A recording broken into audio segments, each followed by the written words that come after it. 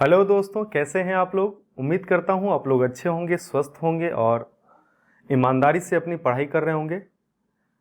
तो ये जो लेक्चर सीरीज चल रहा है वो हमारा चल रहा है वेव के ऊपर, तरंग के ऊपर। तरंग को समझने से पहले मैंने कहा कि हमें कुछ आवर्त गति को समझ लेना चाहिए। जो सिंपल हार्मोनिक मोशंस होते हैं, चाहे लीनियर सिंपल हार्मोनिक मोशन हो या फिर एंगुलर सिंपल हार्मोनिक मोशन हो, इसको हमें समझ लेना चाहिए, चाहे वो ऑक्सिलेटरी मोशन हो या फिर आपका वाइब्रेटरी मोशन हो, क्योंकि इसको समझने के बाद ही हम वेव को अच्छे से समझ सकते हैं। तो एक और इसमें टर्म आता है जिसको हम लोग सरल लोलक कहते हैं, सिंपल पेंडुलम कहते हैं। कई बार इससे प्रश्न पूछ लिए जाते हैं। तो आज हम लोग सरल लोलक या पेंडुलम के बारे में, सिंपल पेंडुलम के बारे में जिक्र करने वाले हैं। तो टॉपिक आप लोग देख ही रहे होंगे। जो आज का टॉपिक है वो है हमारा लोलक, या कहीं पेंडुलम लिखा मिलेगा, कहीं पर सरल लोलक या सिंपल पेंडुलम लिखा मिलेगा आपको। तो ये क्या युक्ति है, इसके बारे में थोड़ा सा हमें समझना पड़ेगा। इसको समझने के लिए हमें सबसे पहले एक युक्ति बनानी होगी, एक इक्विपमेंट बनाना होगा। एक इक्विपमेंट जो हम लोग बनाते हैं, मान लीजिए कि हमारे पास कुछ ऐसा एक इक्विपमेंट है, ठीक। हम कहते हैं एक डोरी है हमारे पास, एक ये वाली एक डोरी है जो कि द्रव्यमान रहित है, जिसको हम लोग मासलेस कहते हैं। मासलेस है, इसमें कोई द्रव्यमान नहीं है, और इसके नीचे में एक गोला टंगा हुआ है जिसमें कि कुछ द्रव्यमान है, और एक दृढ़ पोजीशन से या फिर दृढ़ सरफेस से, जो रिजिड सरफेस है, इससे ये बंधा हुआ है। तो इस प्रकार की जो युक्ति होती है, और यह जो है आवर्त गति को दिखाता है। मतलब एक बार अगर हमने खींचा, इसके मध्यमान स्थिति, जिस स्थिति में इस पर कोई बल कार्य नहीं करता है, उस स्थिति को मध्यमान स्थिति या माध्य स्थिति या मीन पॉइंट कहते हैं। मान लीजिए अगर हम इसको इस मीन पॉइंट से कुछ विस्थापित करके छोड़ देते हैं, तो यह उस माध्य स्थिति के इर्द गिर्द चक्कर लगाने लगता है। इसी को हम लोगों ने दोलन कहा था। तो यहां पर इस युक्ति को जो हमने बनाया है, इस युक्ति को हमने पेंडुलम कह दिया। ये एक रिजिड प्लेस है जहां पर कि हमने इस मासलेस डोरी को पकड़ रखा है, जिसका मास नहीं है, और एक ऑब्जेक्ट इसके ऊपर नीचे लगा दिया है। इस प्रकार की जो युक्ति होगी, इसी को हम लोग सिंपल पेंडुलम कहते हैं या फिर सरल लोलक कहते हैं। इसके बारे में थोड़ा सा समझ लेते हैं। कहता है कि जब एक द्रव्यमान रहित और पूर्ण प्रत्यास्थ डोरी, मतलब द्रव्यमान रहित, द्रव्यमान भी नहीं होगा, अब पूर्ण प्रत्यास्थ मतलब पूरी तरह से तना हुआ है, ठीक है, तनी हुई डोरी जिसका एक सिरा दृढ़ आधार से, एक सिरा जो है वो दृढ़ आधार से लटका हुआ है और बंधा हो, और दूसरे सिरे पर एक बिंदु द्रव्यमान, पॉइंट मास, एक दूसरे सिरे, एक सिरा तो दृढ़ आधार से बंधा हुआ है, दूसरा सिरा जो है एक बिंदु द्रव्यमान, पॉइंट मास से बंधा हुआ है। तो यहां पर इसको कहते हैं कि बिंदु द्रव्यमान को लटका दिया जाए। लटका दिया जाए मतलब ये बांध दिया जाए। तो इस प्रकार की जो युक्ति, इस प्रकार की जो व्यवस्था होगी, उसी को हम लोग सिंपल पेंडुलम या सरल लोलक या पेंडुलम कहते हैं, ठीक है। अब इसमें अगला पॉइंट है कि जब सरल लोलक इसकी साम्यावस्था से, साम्यावस्था मतलब मीन पॉइंट, जिसको हमने मीन पॉइंट कहा या माध्य स्थिति कहा, जिस स्थिति पर इस पर प्रत्यानयन बल कार्य नहीं कर रहा है, उस स्थिति को हम लोग साम्यावस्था या फिर हम लोग मीन पॉइंट कहते हैं।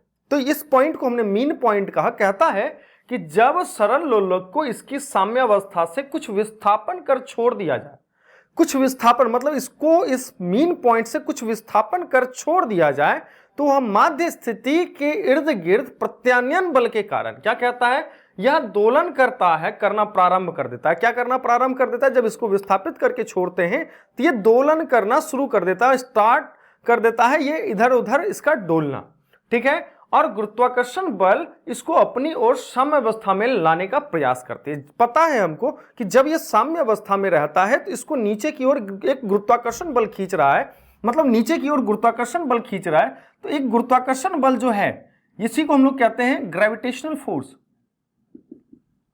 ग्रेविटेशनल फोर्स ये जो ग्रेविटेशनल फोर्स है इसको नीचे की ओर लाने का कोशिश करता है, और जिस कारण से जो है यह ग्रेविटेशनल फोर्स जो है रिस्टोरिंग फोर्स की तरह काम करने लगता है। ये जो गुरुत्वाकर्षण बल इसको अपनी साम्यावस्था में लाने का प्रयास करती है, अर्थात गुरुत्वाकर्षण बल प्रत्यानयन बल की तरह कार्य करने लगता है। रिस्टोरिंग फोर्स मतलब जो गुरुत्वाकर्षण बल जो इसको इस स्थिति में लाने का कोशिश करता है वो एक प्रत्यानयन बल मतलब रिस्टोरिंग फोर्स की तरह एक्ट करने लगता है, मतलब वो रिस्टोरिंग फोर्स बनते जाता है।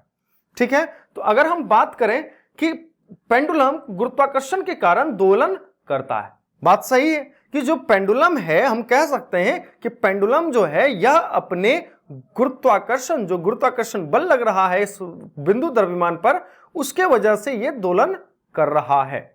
ठीक है, और कहा जाता है कि अगर मान लीजिए कि हम इस जगह पर मान के चलते हैं कि जब हम इसको दोलन करवाते हैं तो यहां पर यह वस्तु जो है हवा के साथ फ्रिक्शन करती है और यहां पर एक गुरुत्वाकर्षण बल इसको नीचे की ओर खींच रहा है, जस्ट नीचे की ओर खींच रहा है, तो जिसकी वजह से कुछ देर दोलन करते करते ये क्या होता है कि कुछ समय बाद यह रुक जाती है। अगर हम कहते हैं कि अगर यहां पर हम घर्षण बल को जीरो करते हैं, जहां पे फ्रिक्शन फोर्स को अगर हम जीरो कर देते हैं तो क्या होगा कि यह एक बार विस्थापित कर देने पर हमेशा के लिए यह वस्तु जो है वह दोलन करती रह जाएगी। ठीक है, अगर वहां पर जो फ्रिक्शन फोर्स है, जो ड्रैग फोर्स हवा में लग रहा है, उसके कारण जो है यह कुछ समय बाद रुक जाती है। नहीं तो अगर ड्रैग फोर्स या फ्रिक्शन फोर्स को हटा दिया जाए तो वह क्या होगा कि हमेशा के लिए दोलन करता रहेगा। क्लियर है? आगे की बातों आगे के बिंदुओं पर हम बात करते हैं। तो यह जो युक्ति देख रहे हैं आप, जो फिगर बना हुआ है, यह एक सरल लोलक की युक्ति है। हमें पता है कि सरल लोलक जो है यह एक दृढ़ सतह से या फिर दृढ़ यहां पे क्या था, दृढ़ आधार जो एक रिजिड फ्रेम है उससे बंधा हुआ है, रिजिड बेस से बंधा हुआ है। इसको नाम दे दिया हमने दृढ़ आधार। ये दृढ़ आधार से बंधा हुआ है और ये जो है, ये जो देख रहे हैं आप, यह डोरी है, द्रव्यमान रहित डोरी। ठीक है, मासलेस स्ट्रिंग है या फिर आप कह सकते हैं एक धागा है जिसमें कि एक बिंदु द्रव्यमान लटका हुआ है, बिंदु द्रव्यमान लटका दिया। अब इसको जब हम यहां से कुछ दूरी तक s दूरी तक विस्थापित कर देते हैं, मान लेते हैं यह जो तार है बिंदु द्रव्यमान जो द्रव्यमान रहित डोरी है, इसकी जो लंबाई है वो l है, और यह जो पेंडुलम है, पेंडुलम को पता है कि एक आवर्त काल होता है। आवर्त काल का अर्थ क्या होता है, पिछले वीडियो में हमने इसका जिक्र किया है। आवर्त काल क्या होता है, आवृत्ति क्या होती है, इन सब के बारे में हमने जिक्र किया है। प्रत्यानयन बल क्या होता है, आप पिछले वीडियो को जाकर देख सकते हैं इसमें क्या क्या चीजें हमने बताया है। आई बटन में मैं दे दूंगा इस वीडियो के लिंक को।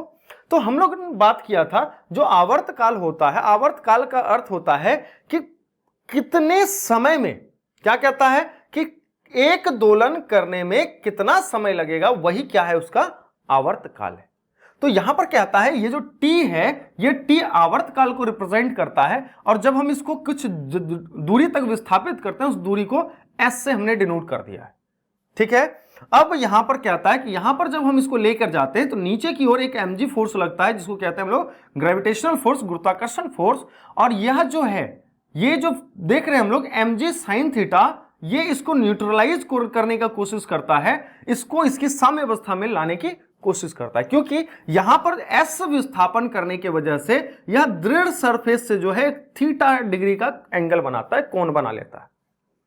इस आधार पर कुछ कैलकुलेशन करने के बाद जो है वह न्यूमेरिकल में नहीं दे रहा हूं फिलहाल तो, है ना, और मैं ना ही इसके डेरिवेशंस को बता रहा हूं, मैं डायरेक्ट कह रहा हूं कि यहां पर जो इस तरह की युक्ति बनती है, इसमें जो आवर्त काल t है वह होता है t बराबर 2 पाई l अपॉन g।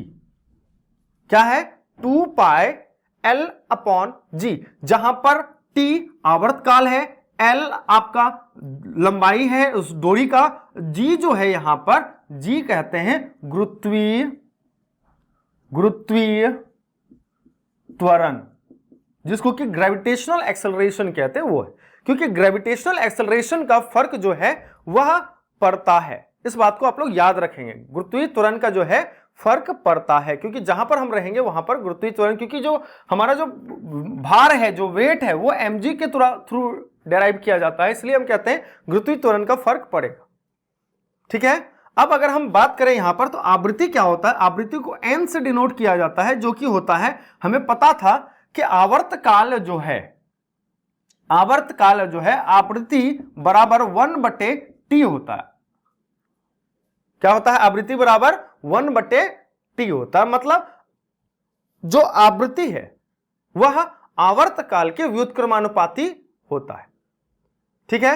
तो यहां पर इसी हिसाब से हम कह सकते हैं 1/2π√g/L, इसी को उल्टा कर दिया। ठीक है। और आवृत्ति क्या होता है, आवर्तकाल तो समझ गए कि एक दोलन पूरा करने में लगा समय, और आवृत्ति क्या होता है, तो आवृत्ति हम कहते हैं कि एक सेकेंड में नंबर ऑफ दोलन्स, कितने बार वह पूर्ण रूप से दोलित हो जाता है एक सेकेंड में, उसको कहते हैं हम लोग आवृत्ति। मतलब एक सेकेंड में दोलनों की संख्या जो आवृत्ति होती है, आवृत्ति बराबर मतलब हम कह सकते हैं एक सेकेंड में दोलन की संख्या। ठीक है। एक सेकेंड में कितना दोलन कर रहा है, उसी को हम उसकी आवृत्ति कहते हैं। तो यहां पर कहते हैं कि जो दोलन है, जो दोलन की आवर्तकाल और आवृत्ति है, उस पर इस पिंड के द्रव्यमान का कोई फर्क नहीं पड़ता है। ये याद करने वाली चीजें हैं। तो याद रखिएगा कि दोलन में जब सिंपल पेंडुलम दोलन कर रही होती है, उस पर जो पिंड है, उस पिंड के द्रव्यमान का कोई प्रभाव नहीं पड़ता है। किस पर, तो आवर्तकाल और आवृत्ति पर द्रव्यमान का कोई फर्क नहीं पड़ता है। या फिर इस प्रकार कह सकते हैं कि दोलन से किसी, दोलन जो करती है आप वस्तु, उसमें वस्तु जो पिंड है, जो लटका हुआ पिंड है, बिंदु द्रव्यमान है, उसके द्रव्यमान से आवृत्ति और आवर्तकाल पर कोई फर्क नहीं पड़ता या फिर कोई संबंध नहीं होता है। इसमें जो है एक बड़ा इंपॉर्टेंट चीज आता है कि अगर हम कहते हैं कि लंबाई को दोगुनी कर दी जाए, अगर हम कहते हैं जो लंबाई है अगर उसको दोगुनी कर दी जाए, तो आवर्तकाल क्या होगा, तो आवर्तकाल भी क्या हो जाएगा, दोगुना हो जाएगा। ठीक है। तो जिस तरह से, क्योंकि g का मान अगर बढ़ेगा तो t का मान भी बढ़ेगा, l का मान बढ़ेगा तो t का मान भी बढ़ेगा, सॉरी g का मान बढ़ेगा तो t का मान कम होगा। अगर गुरुत्वीय त्वरण का मान बढ़ेगा तो जो आवर्तकाल है वह घटेगा। यही पूछा जाता है, अगर गुरुत्वीय त्वरण का मान बढ़ा दिया जाए तो आवर्तकाल पर क्या अंतर पड़ेगा, तो आवर्तकाल क्या होगा, घट जाएगा। अगर g का मान कम होगा तो आवर्तकाल पर क्या फर्क पड़ेगा, तो आवर्तकाल जो है बढ़ जाएगा। अब एक चीज और समझिएगा यहां पर कि कहता है कि चंद्रमा पर किसी पेंडुलम का आवर्तकाल क्या होगा पृथ्वी के सापेक्ष में। तो पृथ्वी पर जो गुरुत्वीय त्वरण होता है उसका मान होता है 9.8 और इसका 1/6 भाग जो है कहां होता है, चंद्रमा पर। तो हम कह सकते हैं कि क्या होगा कि पृथ्वी पर यह अधिक है लेकिन चंद्रमा पर यह कम है, तो आवर्तकाल क्या हो जाएगा, बढ़ जाएगा। ठीक है। और अगर हम बात करें आवृत्ति की, तो आवृत्ति में अगर लंबाई बढ़ा दी जाए तो आवृत्ति क्या हो जाएगी, लेंथ बढ़ाने से आवृत्ति कम हो जाएगी, लेंथ घटाने से आवृत्ति बढ़ जाएगी। डोरी की लंबाई बढ़ाने से आवृत्ति क्या हो जाएगी, घट जाएगी, और लंबाई घटाने से आवृत्ति क्या हो जाएगी, बढ़ जाएगी। वहीं पर अगर हम बात करें तो गुरुत्वीय त्वरण का मान अगर कम कर दिया जाए तो आवृत्ति क्या हो जाएगी, घट जाएगी। ठीक है। उसके बाद यहां पर एक टर्म आता है सेकेंड लोलक, जिसको सेकेंड्स पेंडुलम भी कहते हैं। कहता है कि जिस पेंडुलम का आवर्तकाल, जिस पेंडुलम का जो टाइम पीरियड है, जो आवर्तकाल है, वह 2 सेकेंड, याद रखिएगा 2 सेकेंड का होता है, तो इस प्रकार का जो लोलक बनता है इसको कहते हैं सेकेंड लोलक। याद रखना है आपको कि जिस लोलक का आवर्तकाल जो है वह 2 सेकेंड का होता है, मतलब 2 सेकेंड में यह पूरी तरह से एक बार चक्कर लगा लेता है, उस लोलक को हम लोग कहते हैं सेकेंड लोलक। सेकेंड लोलक होने का मतलब है कि मान लीजिए आवर्त काल अगर यहां पर 2 सेकेंड कर दिया जाए, जो t है अगर 2 सेकेंड कर दिया जाए, 2 सेकेंड कर दिया जाए तो 2 बराबर 2 पाई L अपॉन G हो जाएगा स्क्वायर रूट। तो यहां पर से 2 कैंसल कह सकते हैं, और पाई यहां आएगा तो क्या हो जाएगा 1 by pi square root L upon G। तो यहां पर क्या हो जाएगा, स्क्वायर रूट इधर आएगा तो क्या हो जाएगा, स्क्वायर हो जाएगा, इधर 1 बाय पाई स्क्वायर बराबर L अपॉन G। G इधर आ जाएगा तो ऊपर चला जाएगा, G अपॉन पाई स्क्वायर बराबर L। अगर यहां पर हम पृथ्वी का गुरुत्वीय त्वरण का मान जो 9.8 होता है, अगर वो लगा देते हैं 9.8 अपॉन 3.14 का स्क्वायर बराबर L, अगर यह रख देते हैं तो जो डोरी की लंबाई होगी, जो सेकेंड लोलक के डोरी की लंबाई होगी, वह लगभग जो है 99.2 सेंटीमीटर के आसपास होती है। कितनी होती है, 99.2 सेंटीमीटर के आसपास होती है। मतलब क्या कहा हमने, जो लेंथ हो जाएगा वो क्या हो जाएगा 99.2 सेंटीमीटर, मतलब 0.992 मीटर, या इसको हम अप्रॉक्स कह सकते हैं 1 मीटर। तो याद रखिएगा सेकेंड लोलक पर डोरी की लंबाई, सेकेंड लोलक का पृथ्वी पर डोरी की लंबाई जो है वह लगभग 1 मीटर या 0.992 मीटर के बराबर होगा, या 99.2 सेंटीमीटर के बराबर होगा। यह डाटा आपको याद रखना है। लेकिन अगर हम यही बात करें, यह तो पृथ्वी की बात थी, यह बात पृथ्वी की कर रहे थे हम लोग। अगर हम चले जाते हैं चंद्रमा पर, अगर हम चंद्रमा की बात करते हैं, चंद्रमा पर की बात करते हैं, जो मास है, जो आपका ग्रेविटेशनल एक्सेलरेशन है, गुरुत्वीय त्वरण है, इसका मान जो है 1/6 हो जाता है। तो इसका मतलब है कि इसका भी 6वां भाग हो जाएगा। तो हम इसको क्या करते हैं, 99.2 सेंटीमीटर को 6 से भाग दे देते हैं, तो जो मान आता है वह क्या होगा, लोलक की लंबाई होगी। लगभग यह मान जो है आप कह सकते हैं कि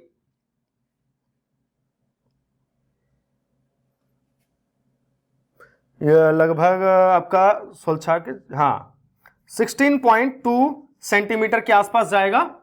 तो आपको ध्यान में रखना है कि चंद्रमा पर सेकेंड लोलक के जो धागे की डोरी की लंबाई है वह 16.2 सेंटीमीटर होगा, और पृथ्वी पर उसकी लंबाई जो है 1 मीटर के आसपास होगी। इससे जो रिलेटेड प्रश्न है उसको बनाने का कोशिश कीजिए। ध्यान रखना है कि यहां पर यह जो फॉर्मूला है आपको ये याद रख लेना है कि t जो आवर्त काल है बराबर होता है 2 pi square root L upon G, और n बराबर जो आवृत्ति होती है 1/2 पाई स्क्वायर रूट G बटे L होता है।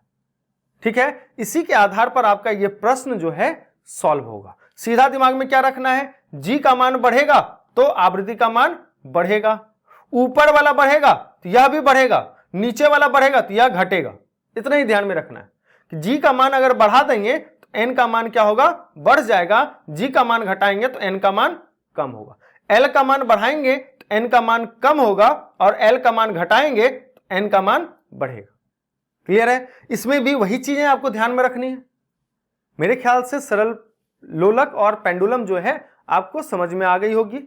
इस वीडियो को अच्छे से देखिए, और थोड़ी गिरावट आपने कर दी है देखने में, अच्छे से देखिए और बिना स्किप करके देखिए, और कमेंट जरूर कीजिए। तब तक के लिए जय हिंद, जय Bharat, thank you so much.